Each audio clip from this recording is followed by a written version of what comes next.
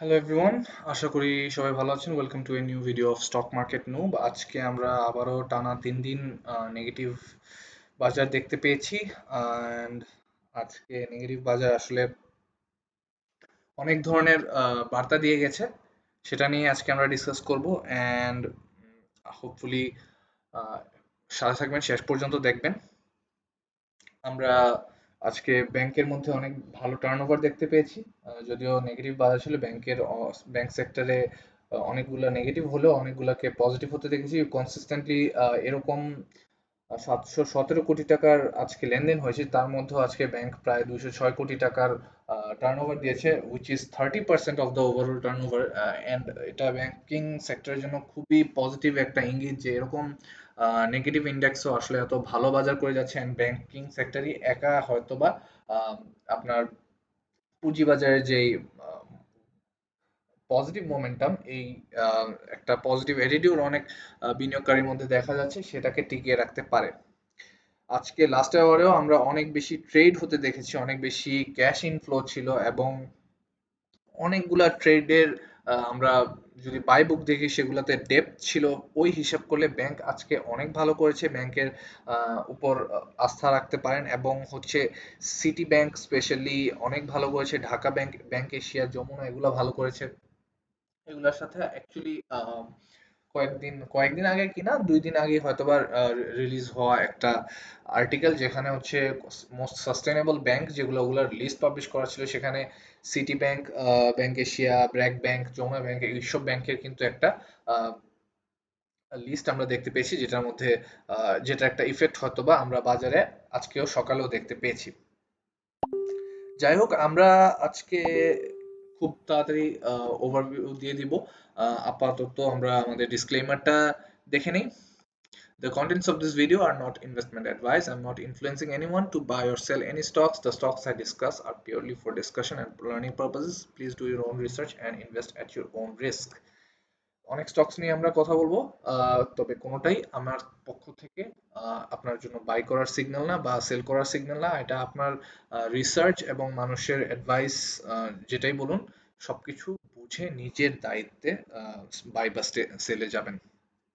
আমরা যদি overall market আজকে দেখে নিই, 1,88,215টি ট্রেড হয়েছে, ভলিউম ডিসেন্ট। এই জন্যই আমি বলছি যে আমরা এখনো আশাবাদী। যেহেতু অনেক বেশি ট্রেড হয়েছে, ওই হিসাবে আমাদের ইন্ডেক্স নেগেটিভ হলো, একুমুলেশন অনেক বেশি, সেটা বোঝা যাচ্ছে। 717 কোটি 32 লাখ টাকার টার্নওভার আজকে 81টি অ্যাডভান্স করেছে, ডিক্লাইন করেছে 248টি, 63টি আনচেঞ্জ অবস্থায় আছে। আমরা ডিরেক্টলি এখন চার্টে চলে যাব কথা না বাড়িয়ে। আমরা আজকে সাপোর্ট লেভেল নিয়ে একটু কথা বলতে চাচ্ছি। আহ, আমরা প্রিভিয়াসলি ড্র করে রেখেছেন, আমরা কয়েকদিন ধরেই এই সাপোর্ট লেভেলটা নিয়ে কথা বলছি যে 5,268 লেভেলে আপাতত একটা ইমিডিয়েট সাপোর্ট আছে। এর উপরে আসলে আসলে অনেকে 5,300 লেভেলে যে সাপোর্টটাকে সাপোর্ট মনে করছিলাম, সেটাকে আমি সাপোর্ট হিসেবে দেখিনি। যাই হোক, ওইটাও আজকে ভেঙে গিয়েছে। 5,268 পর্যন্ত কেন আসতে পারে সেটা নিয়ে যদি আমরা কথা বলি খুব শর্টলি, আবারও আপনাকে একটু আওয়ারলি চার্ট থেকে দেখে দিই। অনেক যারা অ্যানালিস্ট, তারা কিন্তু আওয়ারলি চার্টের বেসিসে ইন্ডেক্সের সাপোর্ট এবং রেজিস্ট্যান্স গুলো ড্র করে থাকে, আমরাও সেটাই করে দেখবো আজকে। আমরা এই জায়গায় একটি গ্যাপ ক্রিয়েট হয়েছিল, সেটা নিয়ে আগেও কথা বলেছি যে আওয়ারলি চার্টে যখন 23 জুলাই বাজার স্টার্ট হয় 10টার দিকে, 22 জুলাইয়ের পর 23 জুলাইয়ের বাজার স্টার্ট হওয়ার পরে আমরা এখানে একটা গ্যাপ দেখতে পাই, 5,287 লেভেল থেকে টানা উপরে উঠে যায় 5,351, এখানে একটা বড় গ্যাপ ক্রিয়েট করে, সেটাই কিন্তু 5,408 লেভেলে যে রেজিস্ট্যান্স আছে, সেখানে যখন রিজেক্ট হয়, সেখানে একটা সুযোগ ক্রিয়েট করে দেয় ইন্ডেক্সের গতিবিধির জন্য, যে এখানে যে একটা গ্যাপ আছে সেটাকে ফিল আপ করবে। এখন দেখুন এই গ্যাপটা আসলে কোন লেভেলে, গ্যাপটা ক্রিয়েট হয়েছে কিন্তু 5,289 থেকে 5,266-68 এই লেভেলটা পর্যন্ত। এখন এটা কিন্তু এমন না যে কোইন্সিডেন্টলি ক্রিয়েট হয়েছে, আমরা আগেও কিন্তু এই জায়গায় অনেকবার বাজারকে রিজেক্ট হতে দেখেছি উপরে ওঠার চেষ্টা করে। অ্যান্ড এখান থেকে যখন বাজার ছাড়া পেয়ে যায়, এখানে একটা সেল প্রেশার ফেস করেও, তখন বাজার অ্যাকচুয়ালি অনেক বেশি মোমেন্টাম নিয়ে উপরে উঠে যায়, যার কারণে এখানে গ্যাপটা ক্রিয়েট হয়ে যায়। এখন যেহেতু এখানে আমরা একটা গ্যাপ দেখছি, অ্যান্ড আমাদের যেটা মানে খুব ইউনিভার্সাল একটা রুল, যখন চার্টের মধ্যে আমরা একটা গ্যাপ দেখবো, উঠার সময় হোক নামার সময় হোক, এইটা উঠার সময় হলে নামার সময় গ্যাপটা ফিল আপ করে, অথবা নামার সময় যদি গ্যাপ ক্রিয়েট হয় উঠার সময় সেই গ্যাপটা ফিল আপ করে। And আমরা সেটার ব্যতিক্রম দেখবো বলে মনে করছি না। তার তার জন্য এই গ্যাপটা ফিল আপ করতে হয়তো বা আরো 2 দিন লেগে যেতে পারে। এখন কথা হচ্ছে, বাজার কি গ্যাপ ফিল আপ করে নিচে চলে যাবে, নাকি এখান থেকেই সাপোর্ট নিয়ে উঠে যাবে? খুব বেশি চান্স আমরা যেটা মনে করছি সেটা হচ্ছে যে, হয়তোবা এখানে যেহেতু আগেও আমরা বড় বড় রিজেকশন দেখেছি, and আসলে এই জোনটা খুব স্ট্রং একটা জোন, খুব বেশি স্ট্রং সেটা বলছি না, বাট স্ট্রং একটা জোন বাজারের সাপোর্ট লেভেল হিসেবে, যেহেতু আগে এটা রেজিস্ট্যান্স জোন হিসেবে কাজ করেছে, এন্ড রেজিস্ট্যান্স জোনকে খুব ইজিলি ভেঙে বাজার অ্যাকচুয়ালি এর মধ্যে চলে গিয়েছিল। তাই আমরা মনে করছি এটা আপাতত একটা ডিসেন্ট লেভেলের সাপোর্ট জোন।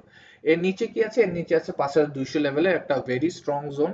সেটা পর্যন্ত আসবে বলে আমরা আশা করছি না, বাট ব্যাকআপ প্ল্যান আমরা যদি বাজারকে খুব বেশি খারাপ অবস্থায় দেখি, বা হয়তোবা ইপিএস ডিক্লারেশনের কারণে যদি খুব বেশি স্টক ইপিএস এ খারাপ করে, সেই ক্ষেত্রে হয়তোবা আমরা বাজারকে 5220 পর্যন্ত নামতে দেখতে পারি। এর নিচে নামার সম্ভাবনা খুবই কম। এখন কথা হচ্ছে, এই টাইমটাতে কেন হচ্ছে? আহ, আপাতত আমরা যেটাকে নিউজ হিসেবে মনে করছি বা সিচুয়েশন হিসেবে মনে করছি, সেটা হচ্ছে যে এখন মাসের শেষ, মান্থ এন্ড প্রফিট বুকিং, এটা খুব আহ, বাংলাদেশের বাজারে অ্যাটলিস্ট এটা খুব রেগুলার একটা নিয়ম যে মাস শেষে অনেকেই প্রফিট বুকিং করে। ইভেন অনেক ফেস্টিভ্যালস এর আগে, যেমন ঈদের আগে দিয়ে মানুষ প্রফিট বুকিং করে, তখন হয়তো বা একটু নেগেটিভ বাজার দেখতে পাওয়া যায়। বাট সেটাকে আমরা এখন আপাতত সমস্যা মনে করছি না। আমরা যদি হোপফুলি 2 দিনে বাজার ঘুরে যাওয়ার সম্ভাবনা বেশি, কালকে নেগেটিভ হবে সেরকম একটা চান্স আছে। হয়তো শুরুর দিকে একটু পজিটিভ থাকতে পারে বাজার, একিউমুলেশন হতে পারে, কিন্তু আলটিমেটলি আমার আমার কাছে মনে হয় যে 5280-85 পর্যন্ত তো অ্যাটলিস্ট বাজার নামবে। আর 2 দিনে যদি আপনার এই ওয়েনসডে আর থার্সডে মিলিয়ে যদি হচ্ছে আপনার 5270 পর্যন্ত আসতে পারে, এবং আমরা যদি বৃহস্পতিবার বাজারের শেষের দিকে মোটামুটি একটা বাই প্রেশার দেখতে পাই, তাহলে একটা মিনিং হবে যে সানডেতে মোটামুটি বাজার ঘুরে যাবে। তো আপাতত আমরা 5200 পর্যন্তকে একটা ভালো সাপোর্ট মনে করে যাচ্ছি। নেক্সট 4-5টা ওয়ার্কিং ডেতে আমরা বুঝে যাব আসলে বাজারের গতিবিধি কি। এখন কয়েকটা জিনিস হতে পারে যে কালকে পরশুর মধ্যে গ্যাপটা ফিল আপ করে হয়তোবা বাজার উপরের দিকে উঠে যাবে। আর এটা যদি কালকে পরশুর মধ্যে আমরা দেখি আরো বড় ভলিউম নিয়ে, আরো বড় আরো আরো ভলিউম নিয়ে যদি আমরা দেখি যে বাজার ব্রেকডাউনে যাচ্ছে, 5268 লেভেল যেই সাপোর্ট আছে সেটাকে ভেঙে ফেলছে, তাহলে 5200 পর্যন্ত বাজারকে নামতে দেখতে পারি। বাট সে পর্যন্ত গেল খুব ইজিলি উঠে যাবে। এখন কথা হচ্ছে যে আমরা কি এর পরের যে সাপোর্ট জোন গুলো আছে সেগুলো নিয়ে কথা বলবো? না, আমরা এই মুহূর্তে পরের সাপোর্ট জোন গুলাকে নিয়ে কথা বলাকে ইম্পর্টেন্ট মনে করছি না, কারণ আমাদের বাজার ইতিমধ্যে অনেক ভালো সাইন দিয়েছে। অ্যান্ড আমরা যদি ডে চার্টে আবারও ফেরত যাই, অনেক ভালো ভালো ভলিউমের পরে কিন্তু আমরা এই রেড ভলিউম গুলা দেখতে পাচ্ছি। অ্যান্ড বাজার আসলে আরএসআই ইন্ডিকেটর এখানে ক্লিয়ারলি বোঝা যাচ্ছে না। আমরা যখন বাজার রানিং ছিল তখন বাজার আরএসআই ইন্ডিকেটরকে 36 পর্যন্ত নামতে দেখেছি। আসলে আরএসআই যেরকম অবস্থায় আছে বাজার, আরএসআই অ্যাকচুয়ালি 30 এর নিচে নামা উচিত না। অ্যান্ড আমাদের যে এমএসসিডি ছিল, এমএসসিডি ইন্ডিকেটরও তখন এটাই বলছিল হয়তোবা সামনে একটা ভালো বাই সিগন্যাল আমরা দেখতে পাবো। এন্ড বাই সিগন্যাল আমরা জানি যে এমএসসিডি ইন্ডিকেটর যখন আপনাদের ব্লু আর অরেঞ্জটা ক্রস করে তখন একটা ভালো বাই সিগন্যাল পাওয়া যায়। সো সেটা হোপফুলি টাইম ম্যাচ যদি করে 5268 লেভেল পর্যন্ত যদি বাজার ড্রপ করে, এটা একটা ভালো বাই সিগন্যাল হবে অনেকের জন্য। অনেক ক্ষুদ্র বিনিয়োগকারী হয়তো বা ইন্টারেস্টেড হবে ওই টাইমে ঢুকে যাওয়ার জন্য। এটা ফিউচারেও কাজে লাগতে পারে। এখন মান্থের শেষ, যেটা আমি আবারও বলছি যে মান্থের শেষে অনেক ইপিএস ডিক্লারেশন থাকে, প্রফিট বুকিং থাকে, সবগুলো কোইন্সিডেন্টলি মিলে গেলেও বাজারের এই যে 5408 থেকে রিজেক্ট হয়ে 5268 পর্যন্ত মিলা আমার কাছে মনে হয় খুব ভালো একটা টাইমিং এ হয়েছে, সো দ্যাট দুই নিউজের বেসিসে, দুই সিচুয়েশনের বেসিসে বাজার যদি কারেকশন হতো হয়তোবা আরো বেশি ব্রেকডাউন আমরা দেখতে পারতাম। যাই হোক, অনেক কথা আমরা আসলে ইন্ডেক্স নিয়ে বলে ফেলেছি। সাপোর্ট জোন এখন আপাতত ক্লিয়ার যে 5220 এবং 5268 ইমিডিয়েট সাপোর্টস। এর নিচে বাজার যাওয়া উচিত না। প্রিভিয়াসলি এই লেভেলটাতে 5200 লেভেল পর্যন্ত আমরা একুমুলেশন জোনের একটা টপ দেখতে পেয়েছেন। সেই টপটাই আপাতত হচ্ছে 5216 উপরে আহ, আপনার সাপোর্ট জোন হিসেবে কাজ করছে। আমরা কয়েকটা কমেন্টস দেখে নেব। কমেন্টস যদি দেখি, এখানে দেখতে পাচ্ছি যে একজন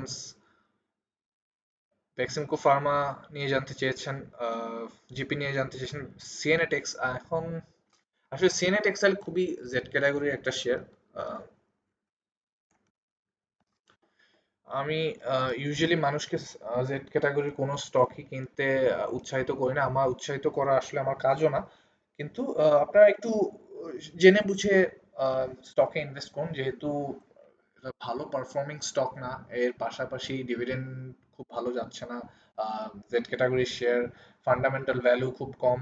ওই হিসেবে টেক্সটাইল সেক্টরের যে মুভমেন্ট রিসেন্টলি হচ্ছে, এর মধ্যেও আমরা খুব ভালো উত্থান এর মধ্যে দেখতে পাইনি। আপাতত আমার কাছে যেটা মনে হচ্ছে যে আই থিঙ্ক 3